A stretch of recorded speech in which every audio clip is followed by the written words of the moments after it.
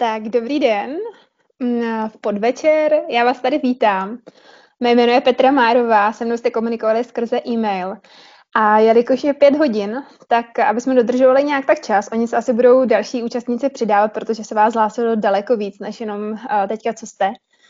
Ale to nevadí. Už jsem komunikovala s klukama, kluci jsou připojení, takže všechno v tomhletom směru by mělo fungovat. Já jen na úvod řeknu základní informace technických. Jednak tady vlastně teďka jsem zapla nahrávání, tak jsem vás chtěla o tom informovat, že vlastně my děláme záznamy s tím, že je pak trošku stříháme a následně vám je pošlu, abyste měli i k dispozici vy.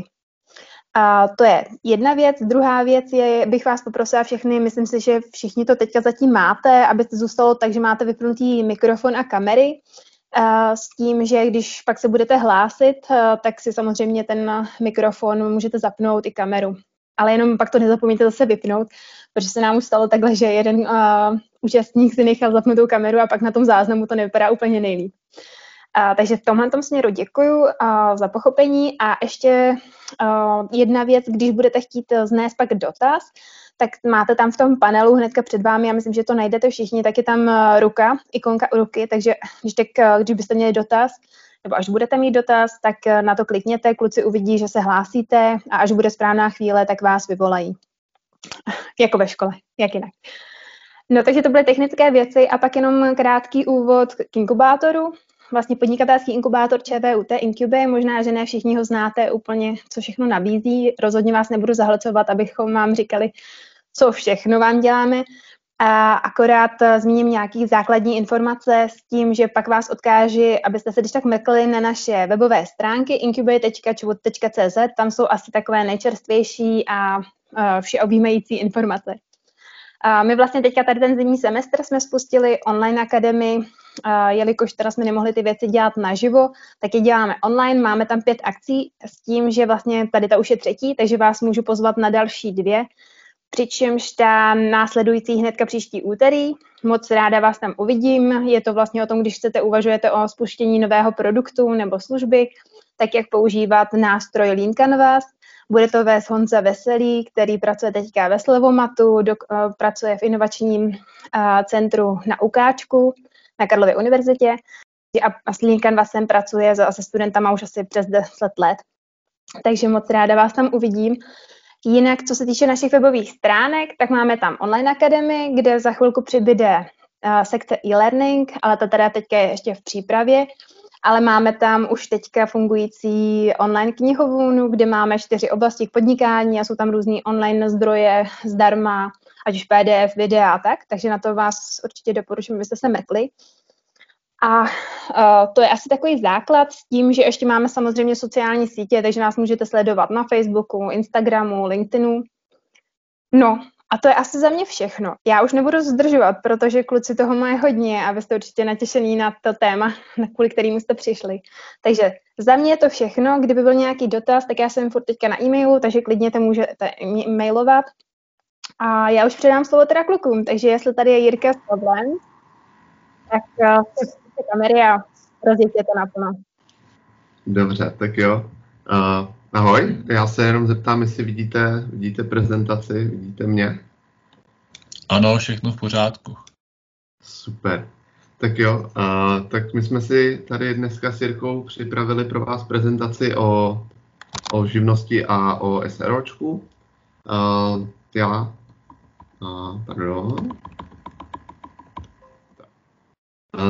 se ze začátku představím sebe. Já jsem Pavel Čermák, studuju aktuálně teďka 2 univerzity. Studuju informatiku na ČVUT a na zemědělce studuju ekonomiku. S tím, že v rámci jako živnost mám už skoro teďka 4 roky. Během živnosti vlastně dělám hlavně zakázky jako programátor nebo IT konzultant, většinou pro nějaké menší firmy. Zatím to nejsou nějaké korporáty, všechno to jsou většinou menší firmy. To je asi takhle ve zkratce o mně a rovnou bych se asi vrhnul na nějaké výhody a nevýhody živnosti. Proč vlastně na základě kterých si nějak jako můžete rozhodnout, jestli živnost je to, co je pro vás ideální nebo ne. Hlavní výhody v té živnosti je to, že můžete uplatňovat paušální výdaje. To znamená, například v rámci IT odvětví jsou paušální výdaje 60%, to znamená, cokoliv vlastně za celý rok vydělám, tak si pak automaticky nastavím, že moje výdaje jsou 60% a potom se vlastně z těch zbylých 40% teprve platí daně. Výhoda je v tom, že nemusíte víc žádný vlastně účetnictví, nic, nemáte žádné náklady ani časový výdaje na to, abyste to všechno evidovali a tak dále. Nevýhoda je potom, že samozřejmě automaticky 40% jde na zdanění, přičemž v rámci jako výdajů a nákladů si reálně, pokud jste šikovný, zvládnete zaúčtovat spoustu věcí. Ale to potom už je jakoby na vás. Účetnictví můžete vést i v rámci živnosti. Spíš jde o to, jak se to komu hodí, ale třeba ke studiu je to ten paušální výdaj super, že nemusím řešit nic s účetní a tak dále. Další výhoda takhle asi ke studiu třeba je nižší počáteční investice, to, kolik to pak bude stát, vlastně to založení vám řeknu za chvilku. A mezi nevýhody pak patří to, že ručíte celým svým majetkem, to znamená, pokud byste si nasekali nějaký velký dluhy v rámci živnosti nebo tak potom vlastně ručíte svým majetkem, takže co je vaše, to vám můžou zabavit a sebrat. Další taková nevýhoda té živnosti je to, že když potom chcete jednat s většíma firmama nebo s korporátama, tak pro ně z pohledu jako živnostník nejste tak seriózní, jako když jednají s někým z nějaké firmy. To ve chvíli, kdy jednáte, jako to vypadá mnohem víc seriózněji než jako živnost. Protože v rámci SROčka vás může být samozřejmě víc než jako jeden člověk jako živnost. Není to pravidlo, neznamená to, že by vás přes živnost vám nedal nějakou zakázku, korporát a tak, ale je těžší se do té pozice vypracovat. Jinak OSVČ je to teda osoba samostatně výdělečná činná, má dva vlastně základní typy, volná živnost a vázané živnosti.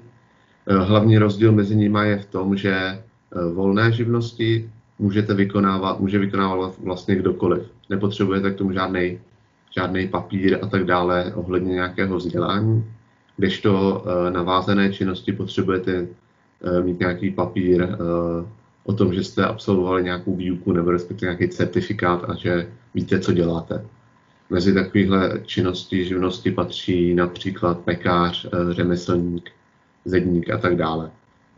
Třeba k těm řemeslným živnostím je potřeba mít i nějakou praxi. Pokud ji nemáte, tak se to dá obejít, že nějaký člověk, který už tu živnost má, tak se za vás může vlastně jakoby zaručit, bude vám dělat takovýho zástupce a pak vám stačí mít jenom ten certifikát, že jste absolvovali nějakou tu výuku a můžete začít podnikat i bez té praxe. Vlastně tak nějak budete potřebovat k založení té živnosti, tak pokud budete zakládat živnost pouze tu volnou, tak vám stačí vyplnit formulář, to si ukážeme za chvilku, uhradit správní poplatek, ten je vlastně 1000 korun a potom musíte mít čistý trestní rejstřík a dodat vlastně výpis z toho rejstříku trestů. To získáte třeba na checkpointu, což je skoro na každé poště za 100 korun. Potom, pokud to budete podávat osobně na úřadě, tak se platí ještě myslím 50 korun poplatek za to, že je to osobně, ale dá se to všechno vyřídit už teďka online, takže v téhle době to doporučuji, protože teďka ty úřady jsou otevřeny většinou 2 dny v týdnu na pár hodin a ty fronty tam jsou dost velký, takže doporučuji řešit teďka všechno online spíš. Potom, pokud si zvolíte i nějaké živnosti vázané, tak je potom potřeba dodat samozřejmě nějaké ty certifikáty o tom, že jste kvalifikovaný na to tu živnost provádět. Jo, například, kdybyste chtěli dělat masérské služby, musíte dodat nějaký certifikát, že jste prošli nějakou certifikací maséra. No a teď bych se asi s váma podíval rovnou na to založení. Já tady mám připravený přímo odkaz na ten formulář. Potom vám nahraju tady na ty Teamsy a případně asi pak možná můžeme dodatečně poslat i e-mailem tu prezentaci, takže všechny ty odkazy a tak dále tady mít budete. Takže já tady jenom přepnu to sdílení rychle na ten formulář.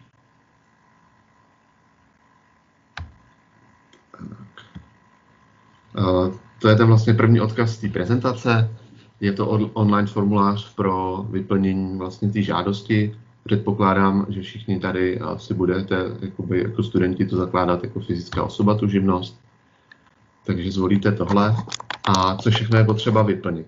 Jinak teda můžete si to vyplnit tady a pak i vytisknout, případně uložit a znova načíst a dovyplnit později. Takže to je super. I zkontrolovat, že máte vyplněné všechno. A pak buď to můžete odeslat elektronicky, nebo vytisknout a dojít s tím normálně na úřad. Co určitě budete potřebovat vyplnit, tak na téhle první stránce, ta sekce podnikatel, to jsou vlastně údaje o vás.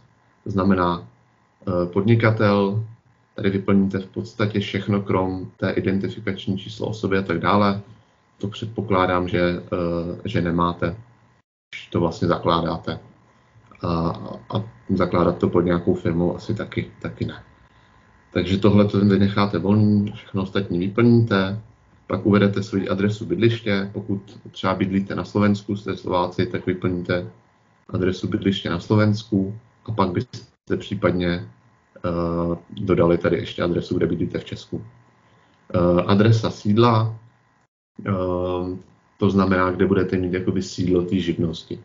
Neznamená to, že tam, kde máte sídlo, tam musíte tu živnost jakoby provozovat. Pokud třeba budete chtít být pekař, tak to sídlo buď můžete dát teda tam, kde budete mít pekárnu, anebo si to necháte doma, tam vám vlastně budou chodit veškeré věci od úřadů a tak dále. A potom, pokud třeba byste právě byl ten pekař a měl nějakou provozovnu, tak to se vyplňuje tady ve zvláštní sekci.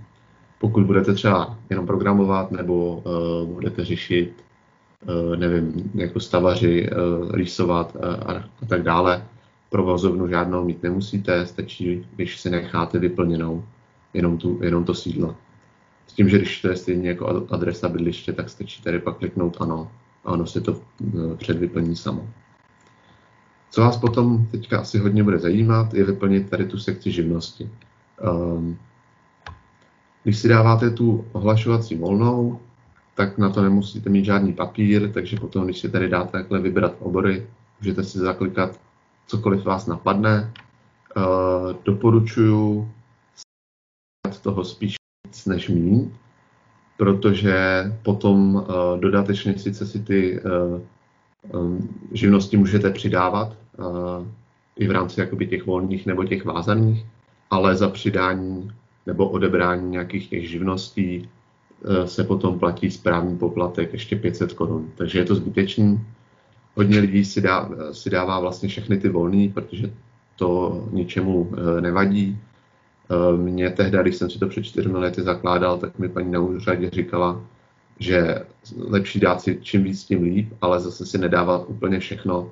Nevypadá to pak úplně dobře a kdyby náhodou byla nějaká kontrola, tak si spíš vyberou někoho, kdo má tady 80 volných živností, než ten, kdo jich má 15-20.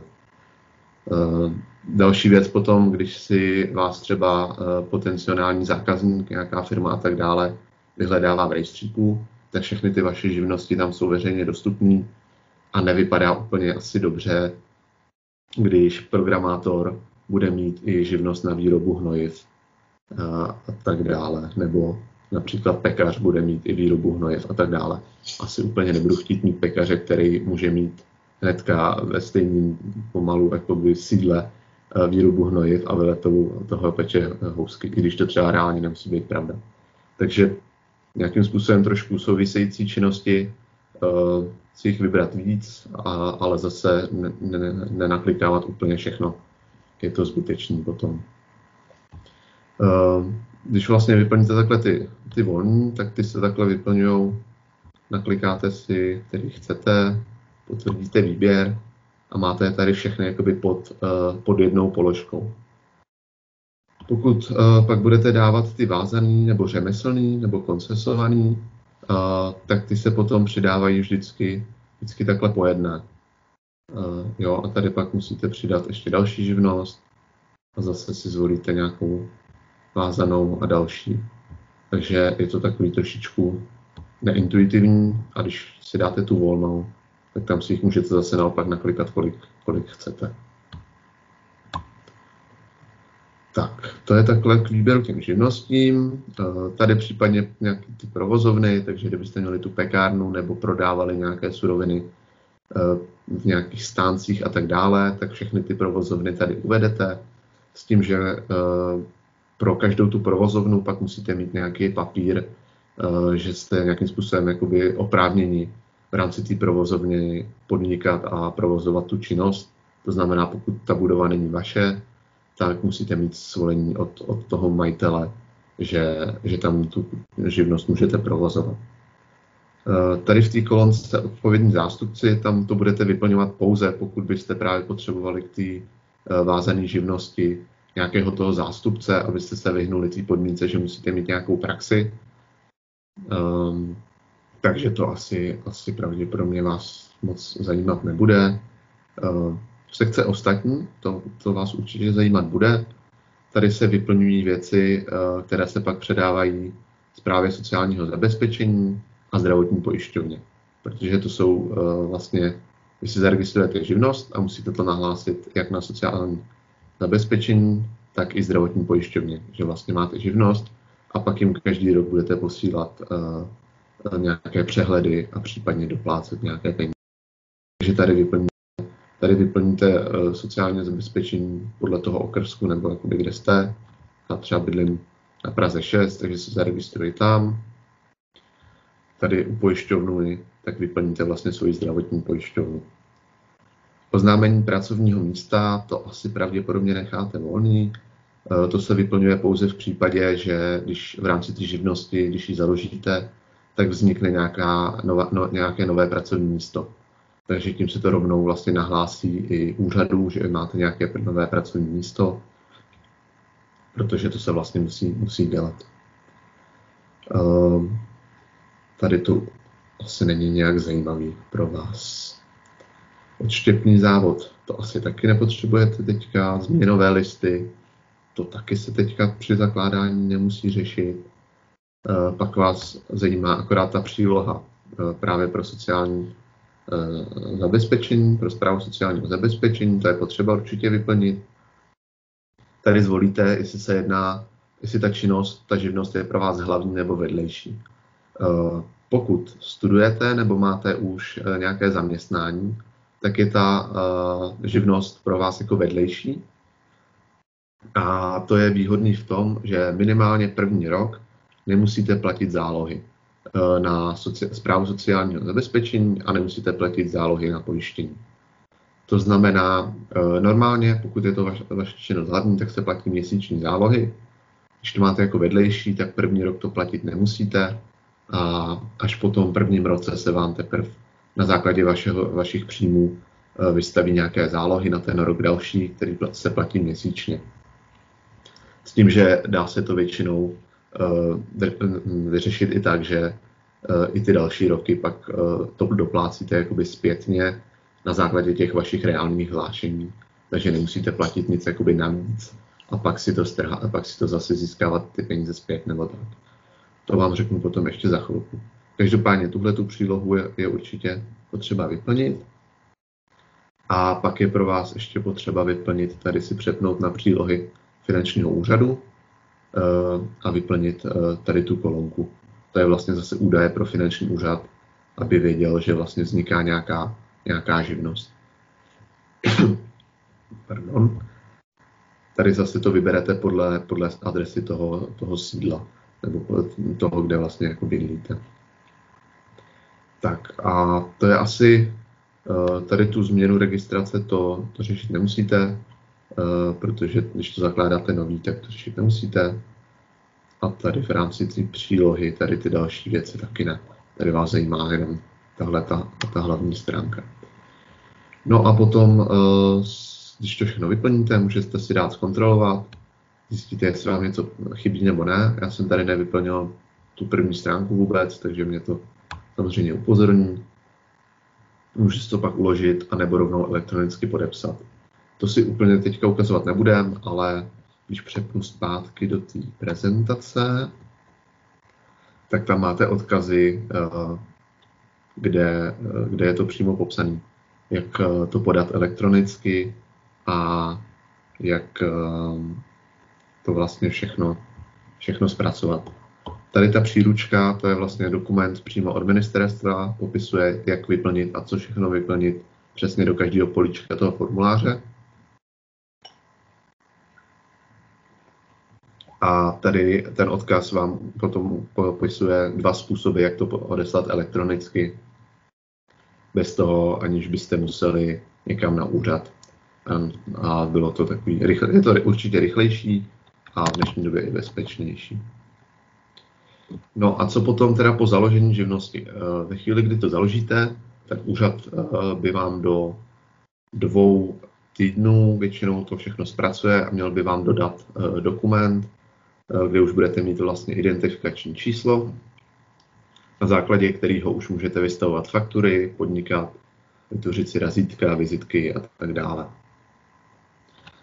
Co se týče právě toho, když jsem říkal, když je vaše živnost jako vedlejší, tak nemusíte první rok platit ty zálohy, což je určitě super, protože ty zálohy standardně stanovené jsou poměrně vysoký a pokud jako student moc extra přesto vydělávat nebudete, tak je to zbytečný platit a pak si to zase žádat zpětně na konci roku. Takže to je super a potom se vlastně dělá to, že když se podá daňové přiznání na konci roku, tak se vyplní ještě další vlastně formulář pro sociálku a formulář pro pojišťovnu. V dnešní době všechno zase jde dělat elektronicky, takže nemusíte vůbec nikam na úřad. A na základě těch přehledů vám vlastně řeknou, kolik máte doplatit. V rámci pojišťovny, když máte příjmy v rámci 10 000, tak to vychází na 10 koruny, maximálně 100 jakoby za měsíc. U toho sociálního, tím, že jste studenti, tak je super to, že pokud ten zisk, to znamená, když vy uplatíte těch 60% paušálních výdajů, tak pokud těch vašich zbylých 40% nepřesáhne 80 000, cca 80 000, každý rok se to mění ta částka, takže to je potřeba si hlídat. Letos je to přesně, myslím, 82 000, tak pokud ten zisk nepřesáhne 82 000, tak na sociální a zdravotní nic doplácet nemusíte, protože v rámci toho, že jste jako student, tak to za vás platí vlastně stát. Tak jako další užiteční služby, které se hodí během té živnosti, tak datová schránka oproti firmě tak není povinná, takže nemusíte ji mít, ale určitě ji doporučuji. Díky tomu můžete veškerou komunikaci s těma úřadama řešit online a můžete to řešit kdykoliv, takže je to super na to daňové přiznání. Dneska jsou online formuláře, které se vyplnějí, všechno zkontrolují, i že je vyplnění všechno správně. A pak se to vyšle, nikam nemusíte chodit. Další výhoda je, že to můžete odeslat třeba o půlnoci v 1 ráno, jak se vám to hodí, a nemusíte čekat na otvírací dobu toho úřadu. Další věc, mě to třeba datová schránka zachránila, jednou jsem něco zapomněl nebo blbě vyplnil a přišla mi výzva, že to mám zpracovat do týdne a odevzdat a já jsem zrovna v tu dobu byl v polovině měsíčního pobytu v Tanzánii, takže naštěstí díky datové schránce jsem všechno zvládnul vyplnit odtamtud a všechno bez problémů vyřešit. Další pak užiteční věci jsou systémy pro vystavování faktur. V dnešní době těch systémů je poměrně dost. Já mám osobní zkušenost s fakturoidem, s dokladem. Oba systémy mají nějaký vlastně bezplatný režim. Fungujete většinou, že můžete mít 3 zákazníky tam evidovaný a v rámci té bezplatné verze, takže nemusíte pak platit a vystavovat 3 lidem zároveň. Taková vychytávka na to je, že ve chvíli, kdy, nebo dost často třeba máte nějakého zákazníka, kterýho vyfakturujete jednou a pak s ním třeba rok, dva zase žádnou jakoby, službu neděláte, tak si to stačí jakoby ten kontakt smazat a pak si můžete přidat zase nějaký kontakt novej a mít furt jenom vlastně aktivní 3 kontakty. A reálně takhle můžete vystavit faktury pro třeba 10 lidí a mít pořád tu bezplatnou verzi. Samozřejmě pokud byste pak dodávali nějaké služby více lidem, tak je dobrý si nějakou tu základní věc verzi zaplatit. Stojí to asi 150 Kč měsíčně, není to nic hroznýho, ale dá se to i takhle jakoby obejít celkem lehce. Pak tady takhle v rámci té prezentace ještě jsem hodil jeden odkaz na poměrně hezký článek, který celý ten proces toho založení popisuje ještě, takže si pak můžete projít i ten článek. Jsou tam taky nějaké odkazy přímo na vyplnění těch formulářů a tak dále, ale to máte i tady v té prezentaci. A to je takhle za mě asi ve zkratce všechno. Potom určitě, jestli máte nějaké dotazy, tak se ptejte. Jinak potom máte tady na mě mail, LinkedIn, takže kdyby cokoliv i pak třeba po prezentaci a tak dále, nebojte se napsat, rád pomůžu s čímkoliv, co se týče té živnosti. A předám slovo asi teda Jirkovi, jenom si rychle vypnu kameru, ať nepřekážím.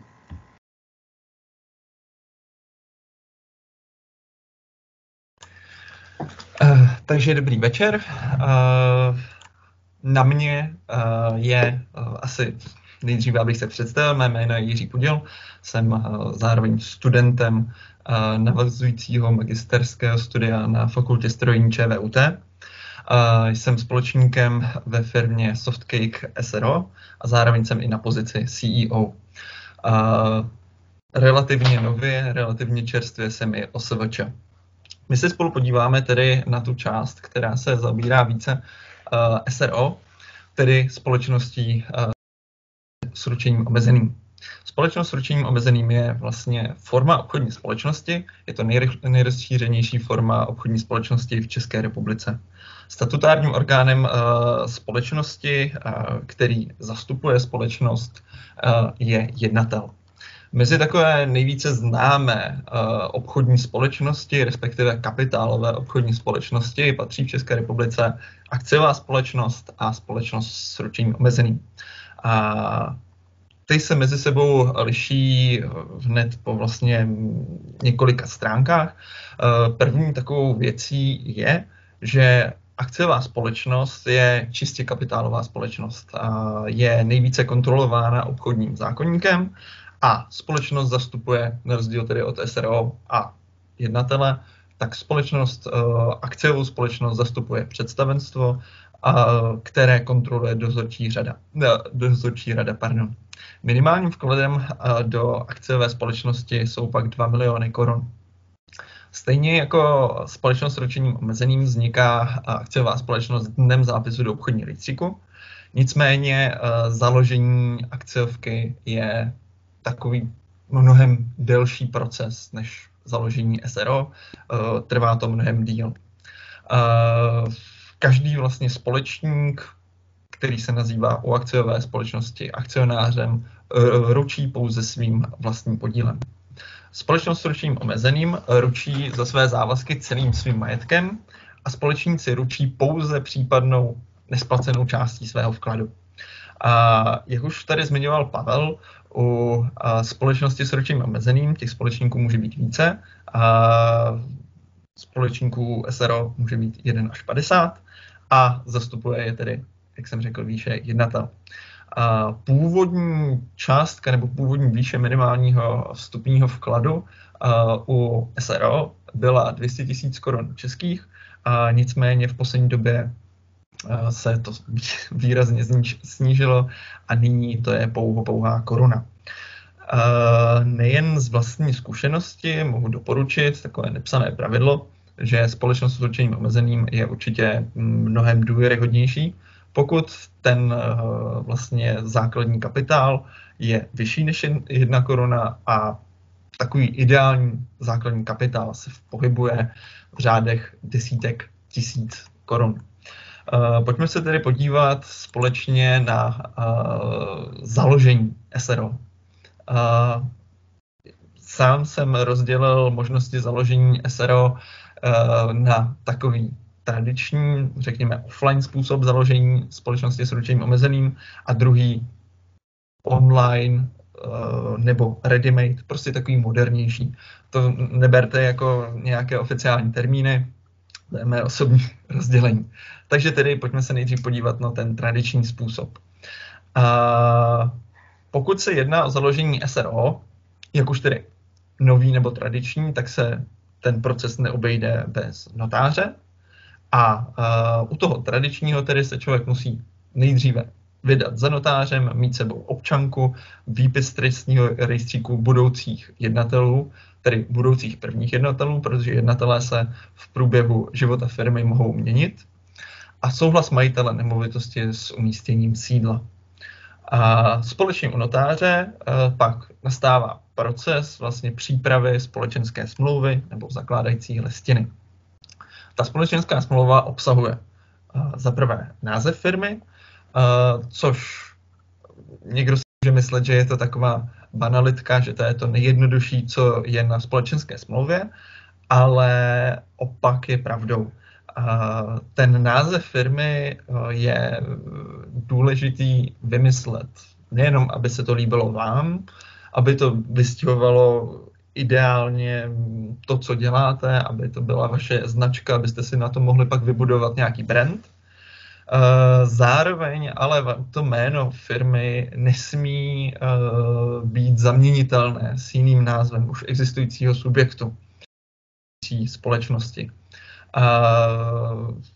Proto je lepší vlastně, pokud jste si jistí názvem, tak nejenom, že vás hřeje dobrý pocit na srdci, ale také začít googlit, kouknout na portály justice.cz, peníze.cz a opravdu ujistit se, že toto jméno je vaše originální a nebude to v budoucnu mít nějaké problémy. Další takovou důležitou částí společenské smlouvy je adresa sídla společnosti, kde bude vlastně ta společnost sídlit. Tady tedy, jak už jsem zmínil výše, je potřeba sebou zajistit souhlas majitele nemovitosti s umístěním sídla. Pokud se jedná o vlastně umístění do nemovitosti jednoho ze společníků, tak i v tu chvíli, nebo i v tomto případě je dobrý mít sebou souhlas majitele nemovitosti, souhlas toho společníka. A pokud se ta nemovitost nachází vlastně ve společném vlastnictví manželů, tak i souhlas manželky nebo manžele společníka, respektive toho majitele nemovitosti. Dále společenská smlouva nebo ve společenské smlouvě se určují zakladatelé nebo společníci, určuje se správce podílu a určuje se předmět podnikání, respektive vypisuje se předmět podnikání. Je tam popsána i výše základního kapitálu a vlastně jednotlivé vklady každého ze společníků, včetně lhůty splacení vkladu. Dále se uvádí jména a bydliště právních jednatelů společnosti a způsob, kterým zastupují společnost. Tohle je docela zajímavý místo, protože vlastně z mý vlastní zkušenosti, když jsme se společníkem Ondřejem Zelenkou zakládali firmu Softcake, dostali jsme vlastně doporučení určit částku, za kterou, respektive částku, kterou může jednat každý z nás. V 90. letech se občas stalo, že jednatelé, kteří ručili vlastně vším, tehdejší zákony to umožňovaly, a nebyla tam omezená nějaká horní hranice toho, co může jeden z jednatelů podepsat, jak velkou půjčku, tak se najednou stalo, že jeden jednatel podepsal půjčku na několik milionů, vzal je a zmizel někde v Jižní Americe. Do dneška ten druhý společník tady ty dluhy z 90. let musí splácet. Dále tedy společenská smlouva ještě určuje správce vkladu, případné stanovení výše rezervního fondu a jeho způsob vytvoření. Vzhledem k tomu, že firma se stává nebo být společníkem ve firmě znamená, může být i předmětem dědictví, tak ačkoliv to znova není to psané pravidlo, ale i my jsme na to byli tázáni u notářky a je to dobrým zvykem donést souhlas manžela, manželky s tím, že vy chcete založit firmu. Ten proces založení firmy SRO tedy následuje tak, nebo dále pokračujete do bankovního domu, do banky, kde založíte firmní účet a splatíte základní kapitál. Vezmete si od banky potvrzení o splacení, plném splacení základního kapitálu, znovu navštívíte notáře a vlastně proces založení SRO je takřka u konce. Pokud bychom se podívali na ty výhody a nevýhody založení společnosti s ručením omezeným tímto tradičním offline způsobem, tady musím říct, že velkou výhodu má to, že ta společenská smlouva, respektive zakládající listina, může obsahovat všechno, co vy si vlastně do toho vymyslíte. Pokud vzniká společnost s ručením omezeným, pokud vzniká nová firma, která už do začátku má nejenom nějakým způsobem velmi specifickou výrobu, respektive předmět podnikání, ale zároveň má velmi specifický pozice jednatelů, specifický pozice společníků. Je tam složitější hierarchie, kterou si dopředu vymysleli zakládající členové, tak je určitě tento způsob lepší. Nevýhodu to má v tom, že je to mnohem pracnější, je to jeden z nejdelších způsobů, jak založit společnost s ručením omezeným, a je to taky způsob, který si vyžaduje čas společníků chodit vlastně na ty schůzky za notářem.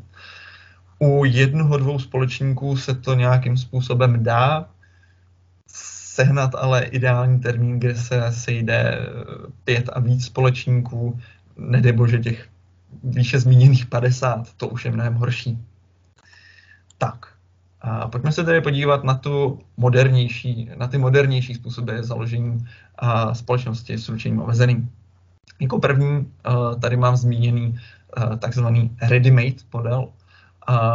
Ready-made model je to společnost založená jinou firmou, takovým poskytovatelem služby. A ready-made firma je založená vlastně pouze za účelem prodeje klientovi, který chce začít rychle podnikat. Je to fajn v tom, že vlastně vy kupujete firmu nebo subjekt, tu společnost už s existujícím pitchem a je to pravděpodobně nejrychlejší způsob nabití firmy. Je to vlastně otázkou jednoho dne. Opravdu do 24 hodin jste schopni vlastnit firmu. Jediný proces, který se tam vlastně děje, je ten, že vy zaplatíte tomu poskytovateli a on udělá rychlý přepis. Druhou z těchto modernějších metod založení firmy je online způsob, který vlastně funguje tak, respektive proces založení online společnosti funguje tím způsobem, že vlastně vy pošlete údaje o nové firmě, vyplníte do formuláře, který se nachází na webu poskytovatele této služby. Zase upozornění vyžadují dopředu, abyste jim poslali jako první, nebo jedno mezi prvními informacemi musí být název společnosti, protože jejich vlastní notář nebo notář, se kterým spolupracují, musí mít čas kontrolovat, že opravdu to jméno není zaměnitelné, musí vlastně dojít k lustraci tohoto jména. Dále poskytovatel připraví dokumentaci potřebnou pro zahájení toho procesu založení spolu s údaji pro platbu a zašle vám je mailem. Vy podepíšete a necháte ověřit dokumenty, které jim zpět pošlete poštou.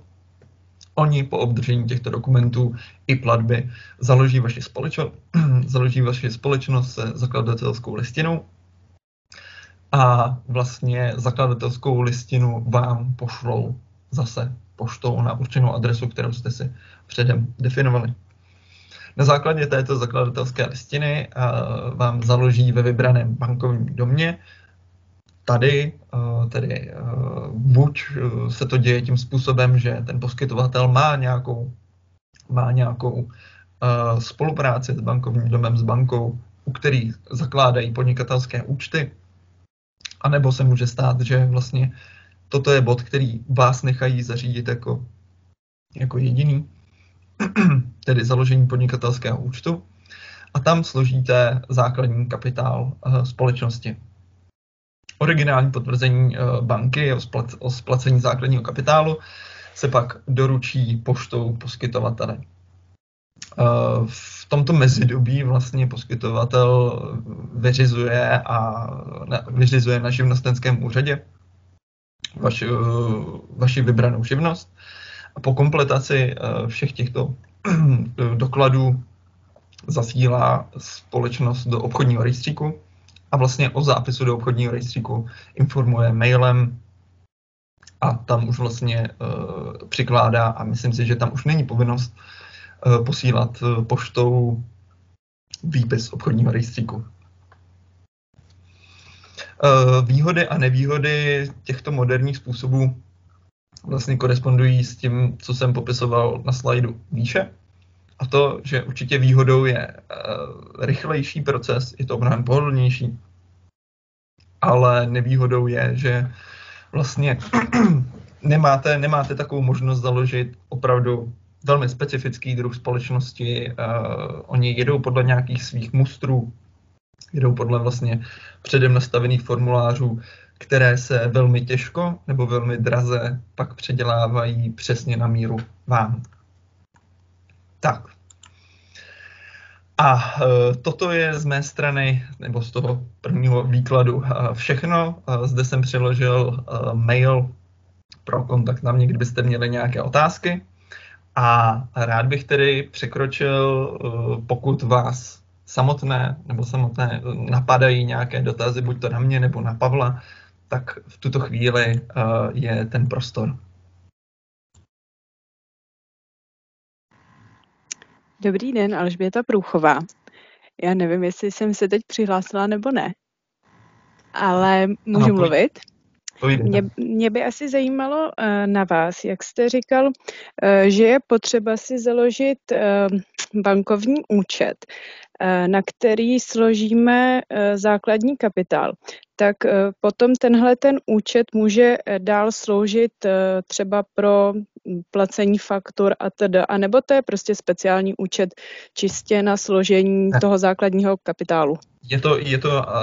Děkuji za dotaz, to jsem zapomněl zmínit, je to vlastně účet, který pak do budoucna slouží normálně k finančním transakcím firmy.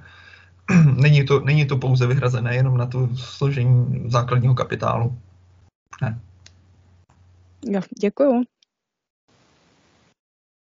Tak já jsem se přihlásila teda znovu. Já teda se asi uvedu, já už v současnosti pracuji na hlavní pracovní poměr a řekněme, že moje práce je slušně placená a ráda bych si k tomu založila, teď nevím právě jestli jako živnost nebo SROčko. Proto jsem se teda přihlásila tedy na váš workshop, který se mi líbí, je podnětný, děkuju. A teď asi mě zajímá čistě jako kalkulace, co je pro mě rentabilnější jako z pohledu odvodů potom, jestli SROčko nebo živnost. Já bych eventuálně měla i společníka do firmy, takže není pro mě potíž ani prostě SROčko, ani živnost, ale jak to vidíte? Máte s tím nějaké zkušenosti? Takhle, já teda začnu. Asi to ale po chvíli hnedka předám Pavlovi. to dost záleží jakoby na náplni vaší práce a na té vlastně budoucí představě, co se tam bude dít v rámci vaší firmy nebo vaší živnosti.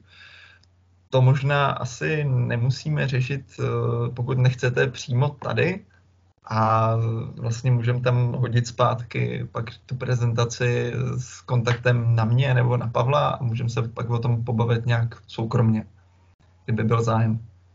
Děkuju.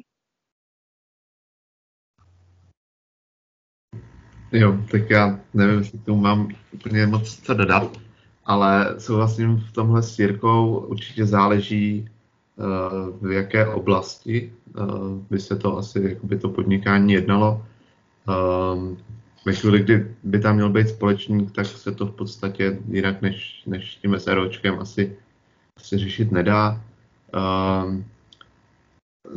Záleží taky, kolik třeba cca nějakých těch jakoby zakázek by se očekávalo. Pokud se bude jednat třeba o jednotky ročně, tak bych doporučil spíš asi tu živnost, z toho důvodu, že tam není potřeba řešit to účetnictví, anebo pokud by se chtělo řešit, tak se tam řeší jenom daňová evidence, což je jakoby administrativně dost jednodušší než v rámci jakoby té firmy. Pokud jde v rámci jakoby firmy, tam musí být účetnictví, ať jakoby vyděláte jakkoliv, což ne úplně každý účetnictví na škole nebo takhle měl, anebo ne každý tím chce trávit ten čas. A účetní nejsou vždycky úplně jako nejlevnější, nebo respektive jsou to většinou pak nějakým způsobem stálý měsíční výdaje, ať už jsou nějaké zakázky nebo ne. Takže na to třeba určitě jako myslet. Takže tam bych řekl, že bude rozhodovat asi množství těch zakázek, kolik člověk chce se jakoby odhaduje. A no, podle toho, protože na základě toho účetnictví to dokáže jakoby sebrat buď dost času, anebo i dost peněz. Jo, děkuju. Já si asi na vás potom vezmu kontakt a možná se doptám ještě na další dotazy, ať tady nezdržu kolegy, který třeba tohleto úplně nezajímá. Tak jo, děkuju.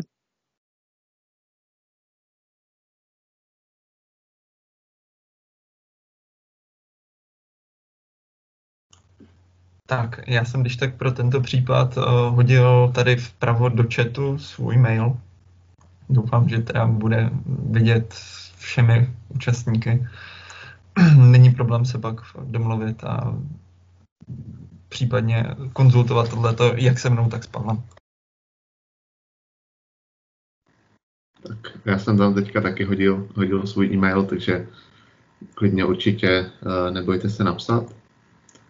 A tak já když tak zatím mezi tím, než bude nějaký další dotaz, tak přemýšlím, jestli můžu. Mám připravený nějaký asi jakoby rady, třeba do začátku toho podnikání. A to, když budete mít ze začátku nějaké zakázky, tak předpokládám, že, nebo dost často se stává, že to jsou většinou zakázky pro známého nebo známého. A i v těchto případech doporučuji si udělat nějakou smlouvu.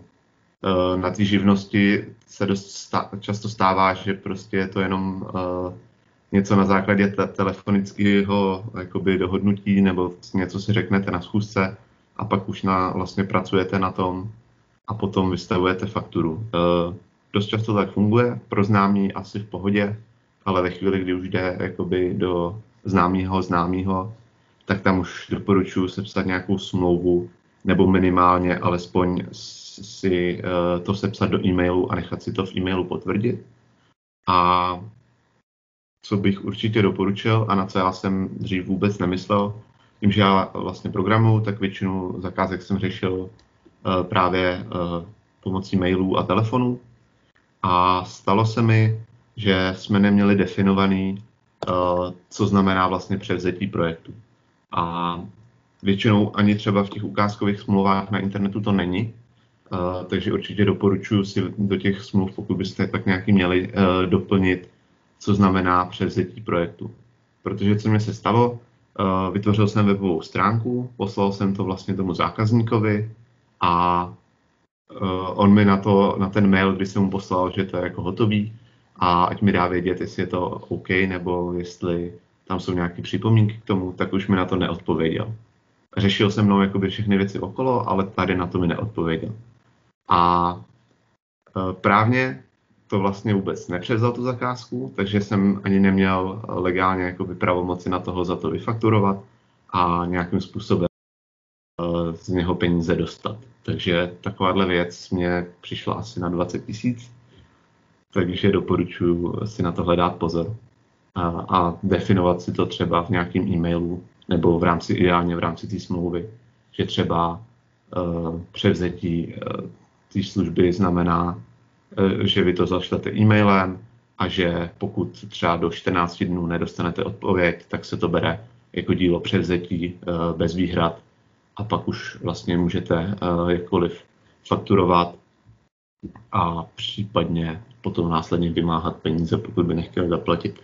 Je to takový extrém, je to takový strašák, ale stalo se mi to a určitě jako někdy za to podnikání nějaký problém narazíte, ale není se čeho bát. V dnešní době jsou i spoustu jakoby těch služeb právních, který poradějí bezplatně, anebo se ani jim třeba neplatí předem, až v případě vyhraného jakoby sporu si vezmou nějakou část jakoby peněz.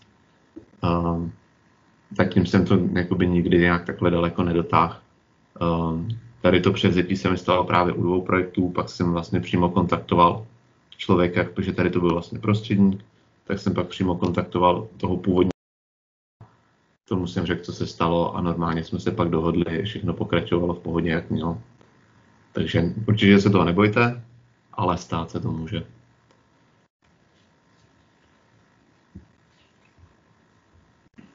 Ano. Dobrý, já bych se chtěl na to jenom zeptat, tak tady ty smlouvy, to se dělá normálně jako své pomocí, nebo je potřeba mít vždycky právníka, má to nějaké náležitosti? Tak klidně začni. Já, dobře. Vlastně firma Softcake je softwarová firma, takže i ten obor vlastně práce nebo zájmu koresponduje dost s tím, co dělá Pavel, že nejsme tak vzdáleni. Nicméně tohleto bylo by lepší, kdyby to dělal právník, určitě, souhlas, ale to sebou nese samozřejmě i jako nějaké finanční náklady a vzpomínám si na naše krásné začátky, kdy smlouvy všeho typu, ať se jedná o rámcové smlouvy vlastně o spolupráci, respektive o budoucí spolupráci nebo možné spolupráce s našimi klienty nebo jinými společnostmi, po GDPR, po NDAčka, tak to vlastně jsme dělali po večerech s mým společníkem sami. A neslo to pár takových, nechci říct, problémů, ne, že bychom tam někdy měli fakt jako velký seriózní problém, ale učili jsme se za pochodu. Je to určitě těžší pro ty začínající firmy a pro OSVČ určitě, kdy začínající firma, pokud společníci nemají nějakou zkušenost předchozí, tak jsou dost osamocení, jsou zelenáči. A ve chvíli, kdy se snaží prodrat na ten trh, tak jednají s firmami, které už mají ty právní služby nějakým způsobem zaplacené. A dělali jsme to, většinu těch smluv jsme dělali teda své pomocí, ale požádali jsme naše vlastně společnosti, se kterými spolupracujeme, o pomoc tím, jako jestli si můžeme půjčit tady to, jestli si můžeme půjčit tamhleto. S každou další smlouvou tam přibyl odstavec, který se nám tam vlastně líbil a hodil a znamenal pro nás do budoucna vlastně snížení nějakého rizika, které jsme ani předtím nebyli schopni si představit. Jo, já to mám vlastně taky podobný. Všechny smlouvy jsem si vlastně řešil sám. Z začátku jsem vlastně ani žádný neměl, takže já jsem se teda spálil tady v rámci toho definování toho převzetí, což mě třeba předtím jakoby vůbec nenapadlo, že něco takového může nastat, že někdo jakoby si v podstatě nepřevezme, co mu člověk dodá. Každopádně začínal jsem taky nějakýma jakoby vzorovýma smlouvama, co jsem našel na internetu. Případně pak vlastně jsem měl nějaké smlouvy jakoby z dřívější práce, které se podepisovaly s dodavatelema, takže jsem vlastně tak nějak si pročet ty smlouvy a pospojoval je všechny do takové smlouvy, která mi přišla jakoby nejvhodnější a vyhovovala nejvíc. Asi klidně pak můžu případně něco třeba poslat. Ono taky záleží s tím, že ta smlouva se mění, v podstatě se mění tak trošku jakoby na míru s každou tou jakoby službou pro jiného zákazníka. Vždycky je tam trošičku něco jiného, takže se ta smlouva vždycky trošičku upravuje a kdyby to měl všechno řešit právník, tak se jako půlka z toho, co se vydělá na zakázce, tak by šlo právníkovi. Takže většinou jsem všechno nějak jako pospojoval ze smluv, které mi kdy přišly pod rukama a podle toho, co jsem se jako naučil za běhu, kde jsem jako viděl, že se můžu spálit nebo že něco bylo problematický, tak jsem si to příště jakoby zase nějak ošetřil nějakým odstavečkem. Takže tak. Další věc jenom potom dávat pozor, v rámci té smlouvy zase můžou být i nějaký deadliny na vás a můžou tam být zase nějaký sankce třeba za pozdní dodání. Takže na to si dávat pozor. Už třeba, pokud tam jsou takové jakoby deadliny, to si myslím, že je celkem běžný, tak jenom si dávat pozor, mít tam ošetřený, že pokud to prodlení, že vy něco nedodáte, je z důvodu toho, že ten vlastně zákazník něco dodal pozdě, takže za váma nejdou potom třeba nějaký ty sankce. Jo, plácnu, když vám prostě zákazník nedodá fotky, které máte vyvěsit na web a díky tomu ten web vlastně bude dokončený až týden po deadlineu, protože vám to poslal den prostě předtím, než to mělo být hotový, tak aby se vlastně nešly sankce za váma, ale řeklo se, že oni to dodali pozdě, na základě toho bylo prostě posunutý toho datumu a bylo to pro spokojenost obou stran.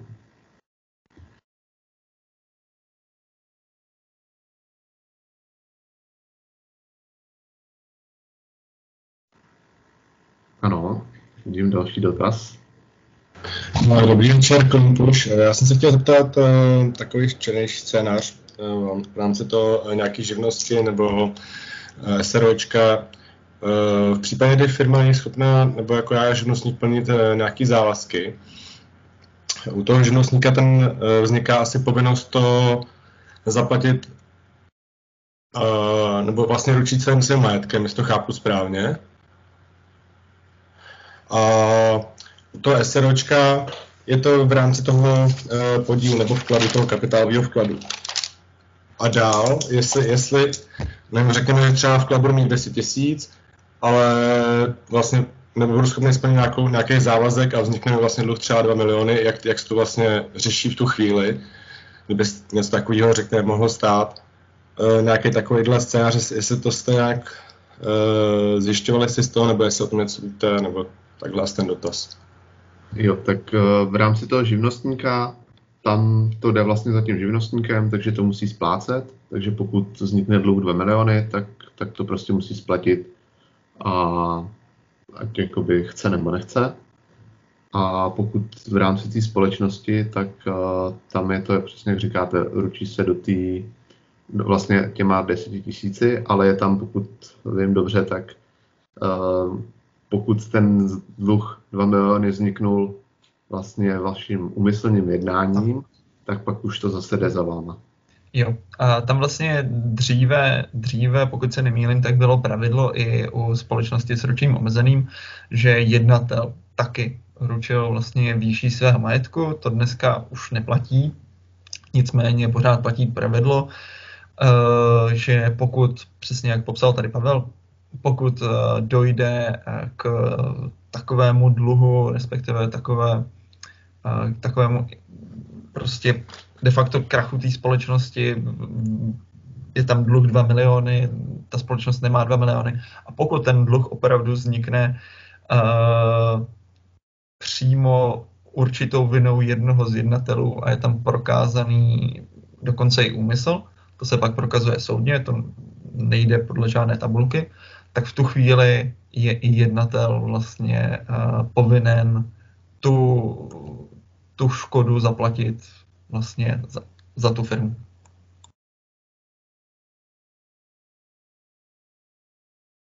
Děkuju.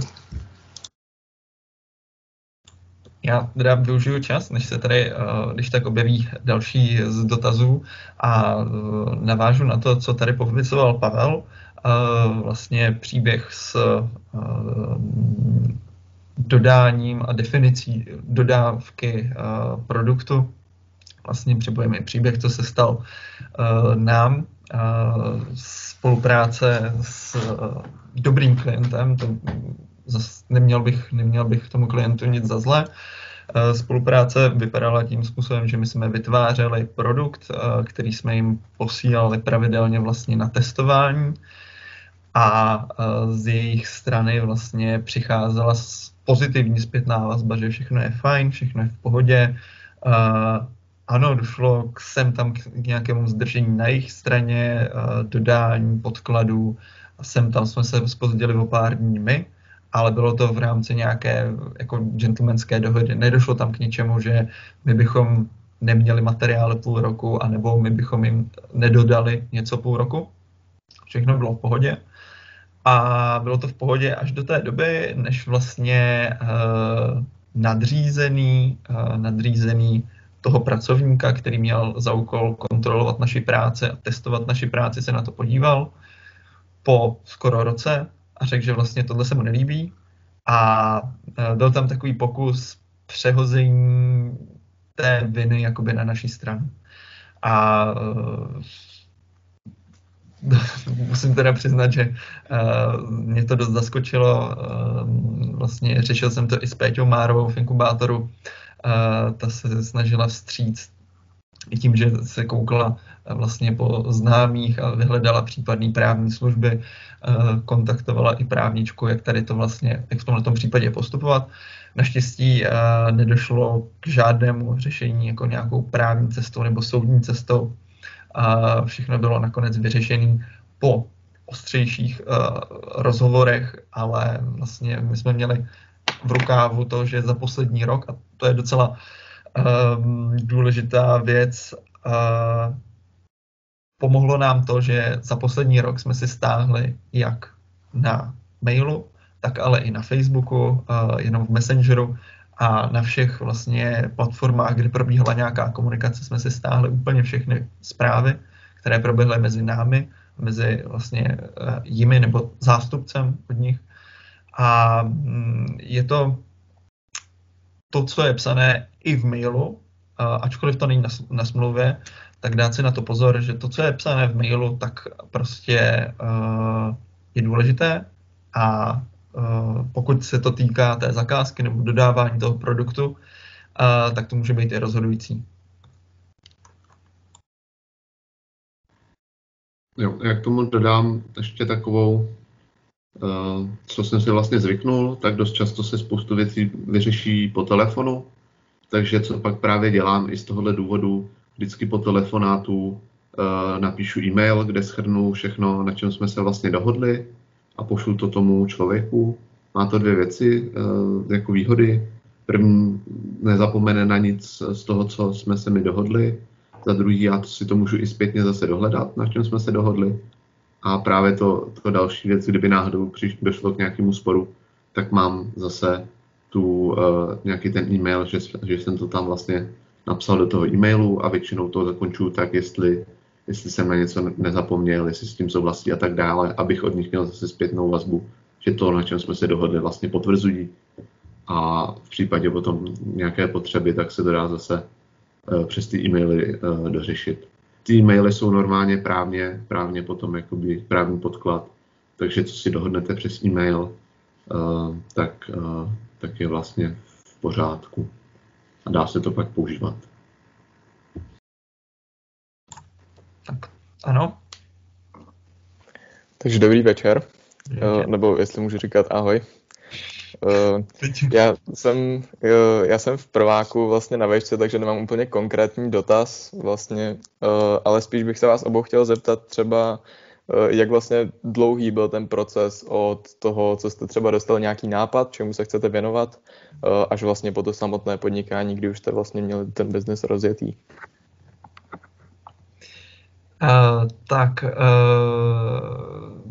Já budu asi o trošku delší než Pavel, tak začnu.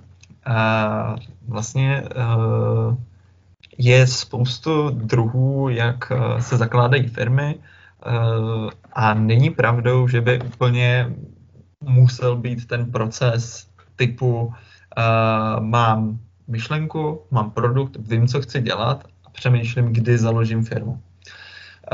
U nás to bylo trošku jinak s mým společníkem, panem Zelenkou, protože my se vlastně známe od dětství a vídáme se velmi často a vlastně od toho věku nějakých 11-12 let jsme se vídali velmi pravidelně a tady v Praze to bylo i několikrát týdně, jsme jedním z nejlepších přátel a vlastně nejenom, že bychom se bavili jako přátelé o kdejakých hloupostech, bavili jsme se společně i o názorech na různé věci, na styly vlastně práce, na to, co by se nám v budoucnu líbilo.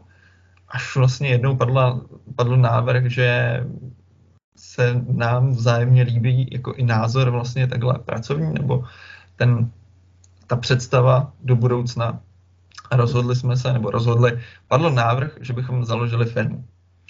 A od chvíle, kdy padl ten návrh, že bychom založili firmu, do skutečného založení tady Softcakeu, uběhl rok a půl, kdy jsme fakt jako se snažili najít nějakou shodu v tom, co bychom chtěli dělat a správně si to definovali.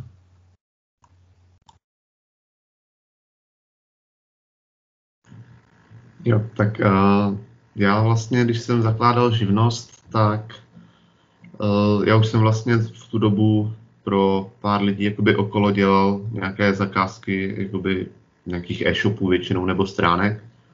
Takže mě to vedlo a všechno jsem to dělal vlastně na dohody, což bylo dost pracní. Za prvý nevýhoda byla toho, že ve chvíli, kdy jsem to měl domluvat s někým, s kým jsem se neznal osobně, tak to trvalo dlouho, posílat si dohodu vlastně poštou, aby to oni podepsali a já jsem to podepsal.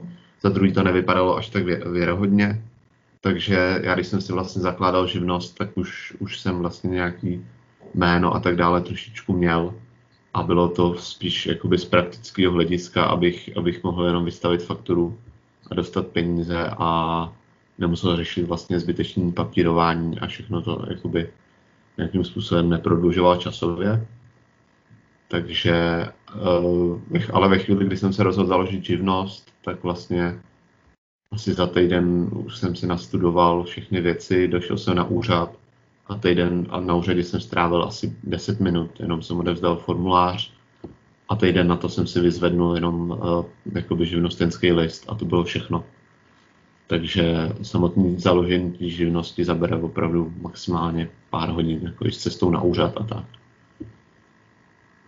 Takže tak. A jinak já jsem teďka teda si zakládal i firmu, teďka koncem prázdnin. A tam mi to trvalo, ten nápad na založení firmy přišel na přelomu asi června, července a zakládal jsem ji koncem srpna, začátkem září. S tím, že tam mi trvalo celkem dlouho, než jsem se dopracoval k tomu, jaký reálně chci mít název a tak dále. Protože najít název takový, který není vlastně s kolizí s jiným názvem firmy a zároveň, který teda má i doménu, že já jsem chtěl doménu CZ.com, tak aby byly jakoby obě domény volný, tak se ten vlastně jakoby možný jméno dost zužuje. Takže to trošku prodloužilo. Ale jinak ve výsledku, jakoby, když se člověk rozhodne, tak to může mít jako do 2 týdnů, do měsíce všechno hotový.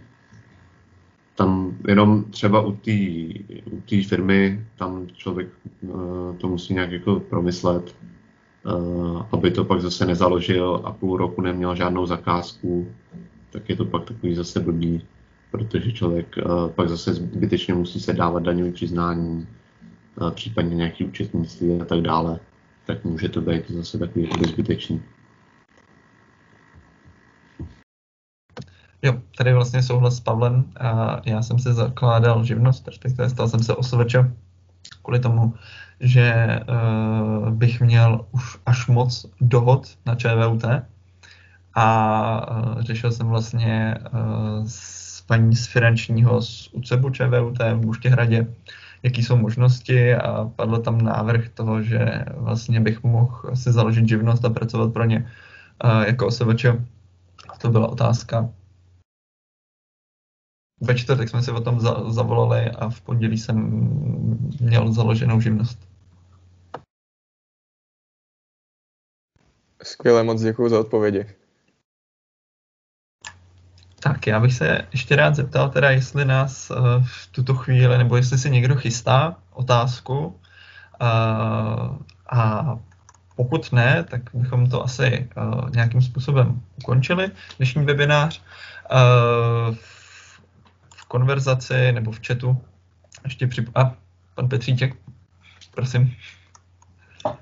Pardon na slovo. Ještě jsem chtěl zeptat, jak teďka se v médiích furt mluví o tom, že EET je odloženo do roku 2023, tak jestli to znamená teďka reálně pro živnostníky, že to teda vůbec nemusí řešit a je to postaru zase na papírky?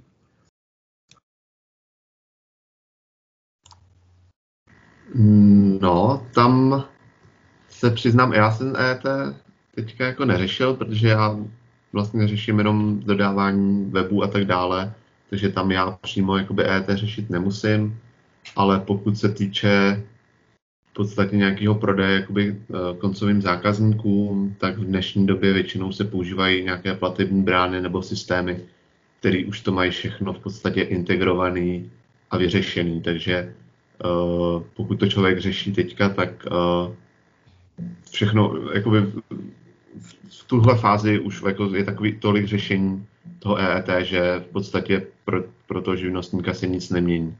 Jestli máte e-shop, používáte nějakou platební bránu a tak dále, všechno už to tam je vlastně vyřešení, to samý fakturový doklad, většinou už tohle všechno podporujou, to samý platební terminály, který si pak člověk dává do provozovny a tak dále, už v dnešní době všechny jako EET umějí. Takže tam bych neviděl úplně nějaký velký rozdíl oproti tomu. Když to začínalo, tak to bylo složitější, ty služby to většinou ještě nepodporovaly, ale teďka si myslím, že už to člověk skoro ani nepozná. No, tady EET není něco, čemu bych plně rozuměl, ale pokud se nemýlím, tak pokud jste živnostník a vlastně všechno, co děláte, tak máte na faktury a faktury jsou dohledatelné, tak EET se vás ani netýká nebo nebude týkat. Ale tady bych jako doporučil si to dopředu určitě nastudovat přímo ten váš konkrétní případ. Děkuju.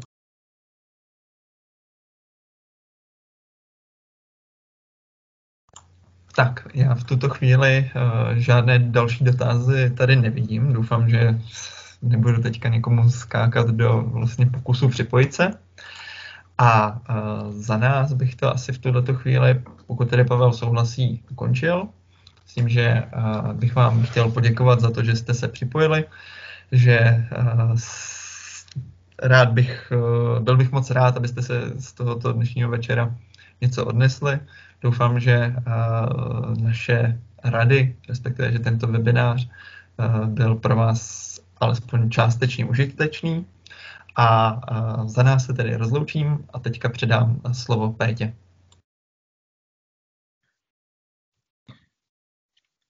Tak a já se s vámi jenom chci rozloučit za inkubátor s tím, že jenom dodám, že teda byl nahrávaný tady ten webinář, takže pak pošlu, jakmile budeme mít sestříhaný ty video, pardon, tak vám pošlu odkaz, kdybyste chtěli ještě něco dohledat zpětně, s tím, že ještě pošlu jednou radši e-maily na kluky, protože si nejsem jistá, jestli každý viděl do toho chatu. myslím si, že ty hosti, co jsou mimo ČVUT, pár jich tady bylo, tak se tam asi úplně nedostali. Takže to je za mě všechno, jinak vás ráda uvidím příští úterý na naší další akci. Pokud uvažujete o novém produktu nebo nové službě, nebo vás to láká jenom to téma, tak se určitě přihlašte. Tak jo, hezký večer, už to nebudem prodlužovat, užijte si, jak říkám, hezký večer. Tak jo, naschle.